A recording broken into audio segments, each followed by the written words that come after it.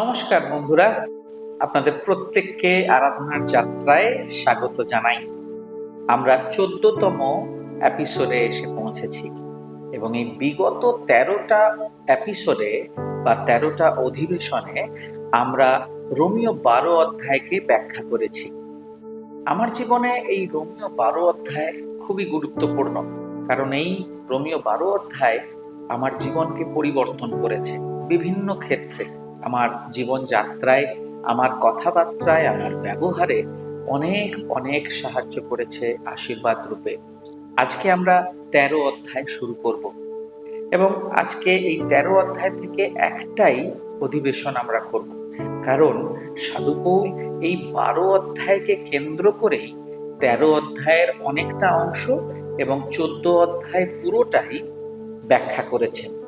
এই বিষয়ে অলরেডি আমরা 13টা এপিসোডে আলোচনা করেছি, যা আমরা পুনরাবৃত্তি করব না।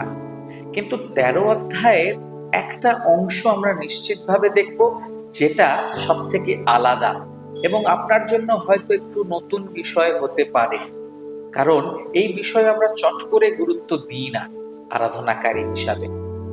এখানে সাধু পৌল 13 অধ্যায়ের 1 থেকে 7 পদে স্পেসিফিক একটা জায়গাকে বাধ্যতার জীবনে নিয়ে আসতে বলছে। আসুন আমরা এই পদগুলি দেখে নিই। রোমিও 13 অধ্যায়ের 1 থেকে 7 পদ। এখানে লিখছেন, প্রত্যেক প্রাণী প্রাধান্যপ্রাপ্ত কর্তৃত্ব পক্ষদের বশীভূত হোক, কেননা ঈশ্বরের নিরূপিত ব্যতিরেকে কর্তৃত্ব হয় না। যে সকল কর্তৃত্ব পক্ষ আছেন তাহারা ঈশ্বর নিযুক্ত, অতএব যে কেহ কর্তৃত্বদের প্রতিরোধী হয় সে ঈশ্বরের নিয়োগের প্রতিরোধ করে, আর যাহারা প্রতিরোধ করে তাহারা আপনাদের উপরে বিচারাজ্ঞা প্রাপ্ত হইবে। কেননা শাসনকর্তারা সৎ কার্যের প্রতি নয়, কিন্তু মন্দ কার্যের প্রতি ভয়াবহ। আর তুমি কি কর্তৃত্ব পক্ষের কাছে নির্ভয় হইতে চাও? সদাচরণ করো, তাহা করিলে তাহার নিকট হইতে প্রশংসা পাইবে, কেননা সদাচরণের মঙ্গলের নিমিত্ত তিনি তোমার পক্ষে ঈশ্বরেরই পরিচারক। কিন্তু যদি মন্দ আচরণ করো তবে ভীত হও, কেননা তিনি বৃথা খড়গ ধারণ করেন না, কারণ তিনি ঈশ্বরের পরিচারক যে মন্দ আচরণ করে। ক্রোধ সাধনের জন্য তাহার প্রতিশোধ দাতা। অতএব কেবল ক্রোধের ভয় নয়, কিন্তু সংবেদেরও নিমিত্ত বশীভূত হওয়া আবশ্যক, কারণ এই জন্য তোমরা রাজ করো দিয়া থাকো, কেননা তাহারা ঈশ্বরের সেবাকারী, সেই কার্যে নিবিষ্ট রহিয়াছেন।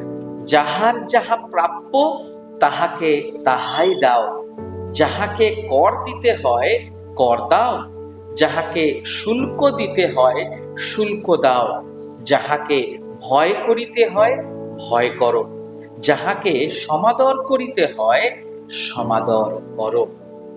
ঈশ্বর তার এই নিজ বাক্যে আমাদের প্রত্যেককে আশীর্বাদ করুন। সাধু পৌল এই 7টা পদে খুব গভীরভাবে ব্যাখ্যা করছেন যে একজন আরাধনাকারীর জীবনে এই গভর্নমেন্ট অথরিটি, অর্থাৎ আমাদেরকে যিনি যে সরকার দিয়েছেন, সেই সরকারের নিয়মাবলী বাধ্য হওয়া একটা আরাধনার কেন্দ্র। আরাধনাকারী হিসাবে আমাদের সিভিল অথরিটি অর্থাৎ গভর্নমেন্ট অথরিটির বশীভূত হওয়া অনেক প্রয়োজন। আমাদের ভালো নাও লাগতে পারে, কিন্তু যখন আমরা সরকারের অর্থাৎ গভর্নমেন্টের বাধ্য হই, সেই নিয়ম মেনে জীবনযাপন করি, ঈশ্বর তার আরাধনাকে আমাদের কাছ থেকে নেয়।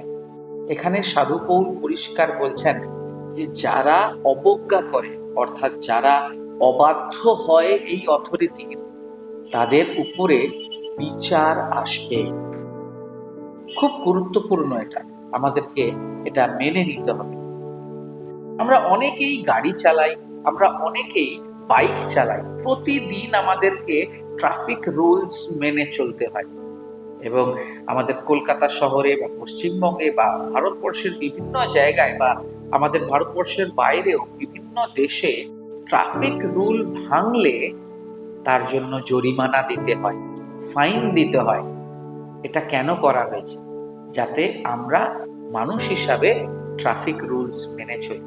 এটা শুধু ট্রাফিকের ব্যাপারেই নয়, ট্যাক্স দেওয়া অথবা পুলিশের আইন অনুযায়ী চলা বা আমাদের গভর্নমেন্টের যে আইন রয়েছে সেই আইন মেনে চলা, এটা আরাধনাকারীর জীবনে একটা বাধ্যতার আরাধনা হয়ে ওঠে। আমরা কিছু ঈশ্বরের বাক্য থেকে দেখি যেটা আরো পরিষ্কারভাবে আমাদেরকে বুঝতে সাহায্য করবে। আমরা দেখব প্রথম পিতর তার 2 অধ্যায় 13 এবং 14 পদ। এখানে বলছে, তোমরা প্রভুর নিমিত্ত মানব সৃষ্ট সমস্ত নিয়োগের বশীভূত হও, রাজার বশীভূত হও, তিনি প্রধান, দেশাধ্যক্ষদের বশীভূত হও, তাহারা দুরাচারদের প্রতিফল দিবার নিমিত্ত ও সদাচারদের প্রশংসার নিমিত্ত তাহার দ্বারা প্রেরিত। দেখুন, আমরা রাজনীতি পছন্দ করতেও পারি, নাও করতে পারি। এটা ব্যক্তিগত ব্যাপার, এটা আপনার ব্যক্তিগত ব্যাপার।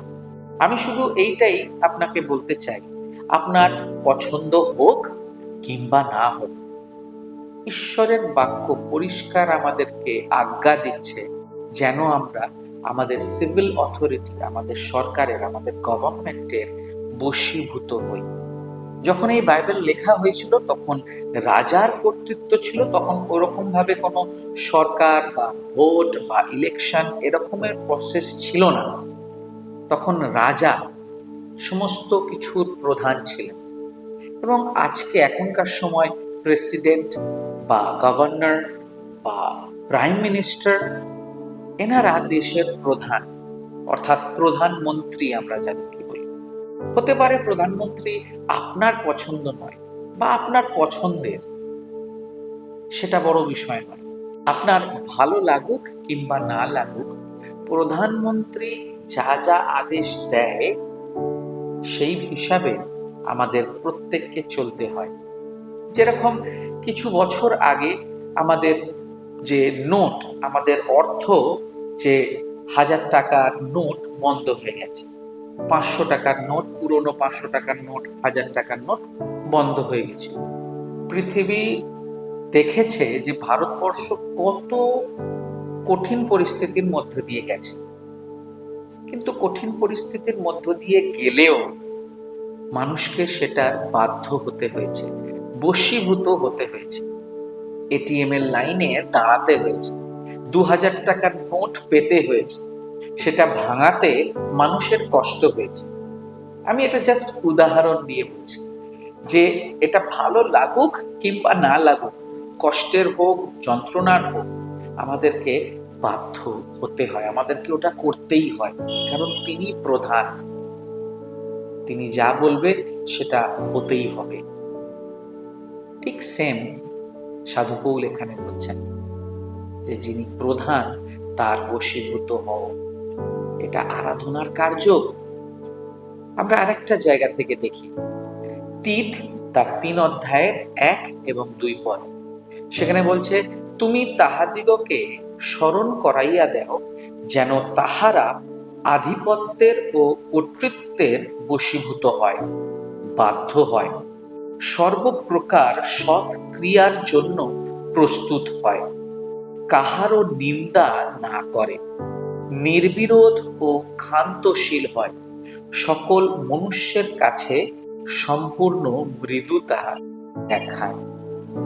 অর্থাৎ আমরা যে কর্তৃত্বের আধিপত্যে আছি বা বশীভূত হয়ে আছি, সেটা যেন আমরা নম্রতা এবং হাসি মুখে করতে পারি।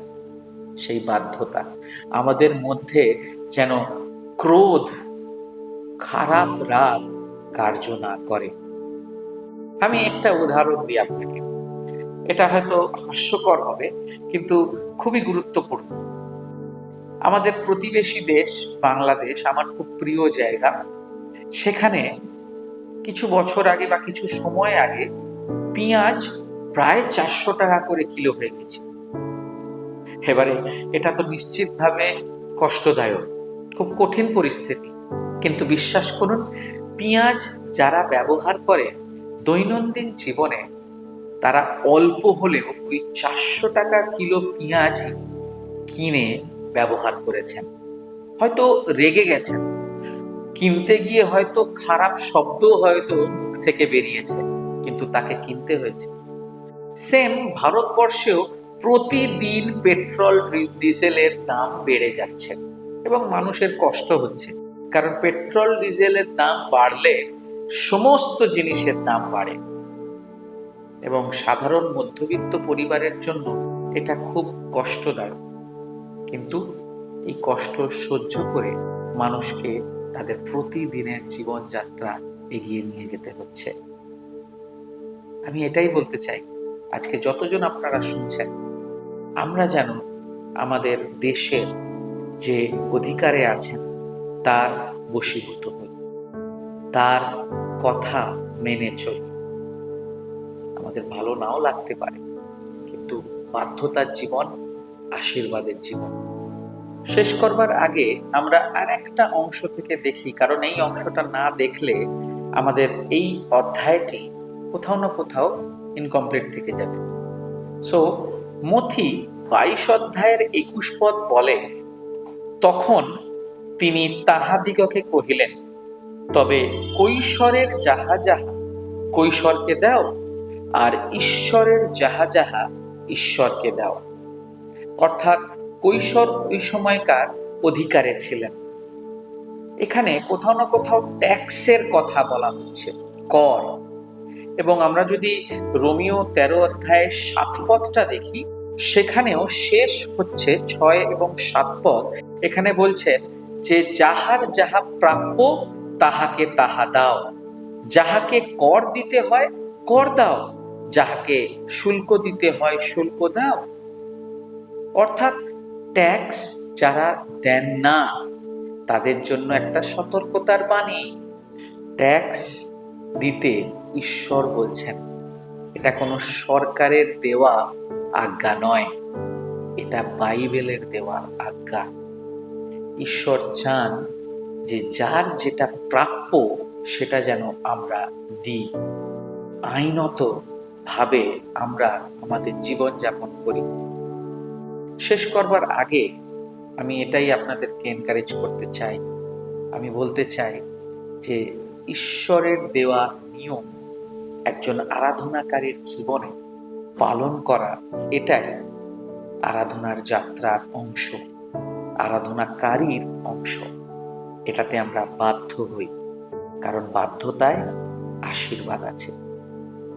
আমরা 13 এবং 14 অধ্যায় শেষ করবার আগে এটাই আমি বলতে চাই যে রোমিও 12 অধ্যায় সাধু পৌল অনেক কিছু বলেছেন, যেটার পুনরাবৃত্তি করা হয়েছে এই 13 অধ্যায়ের 8 পদ থেকে 14 অধ্যায় পুরোটাই।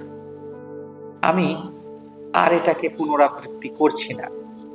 প্রথম 13টা এপিসোডে 12 অধ্যায়কে ভেঙে ভেঙে আমি চেষ্টা করেছি আপনাদের কাছে ব্যাখ্যা করা। আমি বিশ্বাস করি ঈশ্বর আপনাদেরকে সেটার মাধ্যমে আশীর্বাদ করেছে। আমরা আর 2টো অধ্যায় অর্থাৎ অধিবেশনে আমরা যাব এবং তারপরে আমরা এই সিরিজ শেষ করব, এবং সেটা হবে 15 অধ্যায় থেকে। রোমিও 15 অধ্যায় থেকে আমরা পরবর্তী এপিসোডে শুরু করব। ঈশ্বর আপনাদের প্রত্যেককে আশীর্বাদ করুন।